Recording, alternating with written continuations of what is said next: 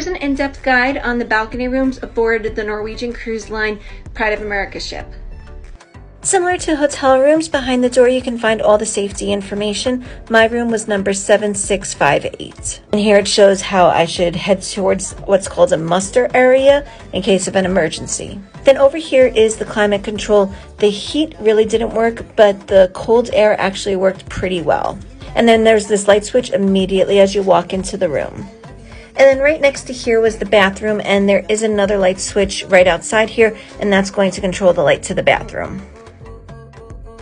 Now the bathroom is pretty small, but they do have some areas that kind of help to bring out some extra storage. They did have a lot of mirrors, probably to help make the room look a little bit bigger. And then actually if you pull out this mirror, there is some built-in storage space available as well to put some bathroom toiletry items in. And then down here, these two metal containers, that's actually the garbage cans, which probably should be cleaned out daily. However, I found there was a couple days that they did skip a day in between cleaning. Then there is a spot for electric shavers, and then over here is the shower. There is no tub in a standard room. The shower does include this string that you can use to help dry clothing, and they do have shampoo and body wash in the room. Just across from the shower is a closet area, which I'll admit actually holds quite a bit of clothing. They had hangers available, so you don't have to worry about packing any of those. They also have the life jackets up here too. I know on some cruise ships, if the closet doesn't go all the way to the ceiling, they'll put it above that. But they also had this shelving area available to put more stuff. They had this section over here, and then something unique on this ship was that they had this area that you could pull down to hang more clothes or put something on top of there as well. But I found that this was definitely enough storage space for me for a one-week cruise to put everything in. Just outside of the closet, if you have any coats you want to hang up, they have a hook outside of there. And then they actually did have some additional drawer space down here, which does hold a lot. It's very deep. But my concern with using it was that I thought I would kind of forget that I put stuff in there. They do have this bookcase area next to the closet though, and I use this a lot. Put a ton of stuff on here throughout my trip. Plus they also had a space that I could plug in items, so I pretty much use that as where I charge all my phone chargers. And then over here was my bed. This was my bed, and I'll admit it wasn't all that comfortable, but again, you're not going on a cruise to be relaxing in bed. I love that they had these nightstands right next to the bed, but as a word of warning, because they're so dark, it's so easy to lose stuff in here. So before you leave, I would just recommend tip it over, make sure nothing ended up in the back. And something I did love was that they had USB chargers right next to the light. It was so great at night. Now my bed was actually two small beds that were put together, so depending on how many people are in the room will determine how they configure the beds.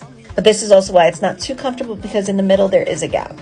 Also though, the beds are pretty tall, so you can actually put your suitcases under there with absolutely no problem. The other thing that this room also had, which I really appreciated, was a sofa couch. And this was made for if there was an additional person staying in the room. However, just having it as a couch area, I definitely spent a lot of time just sitting on this instead of on the bed. Now just across from the couch, they had a desk area, but there was no chair, so that made it a little bit difficult to work at. There is a safe up in this area, and then they did have a television screen that linked to a couple of cruise-related stations. And then next was a mini fridge that had items that were available for purchase, but not really, like a place that you could store extra food in. And then there was some additional dresser space down here too, which I decided not to use these drawers because I felt like I would probably forget if I put stuff in there. Also over here, there was a phone that you could use to call other rooms or room service. I tried to call room service, it didn't work, so I don't really know how well it works. And then also on the desk, they did have some outlets, and they did have additional lights, but actually my light did not work in this room. The room also does have hair dryers, so you don't have to worry about packing that. But the best part of the cruise room, if you have a balcony room, is obviously going out to the balcony. There is a light switch outside you can use to turn it on if you're headed out at night and want a little bit more ambiance. To open the door handle, just pull it up. And then outside on the balcony, there was 2 chairs and 1 footrest.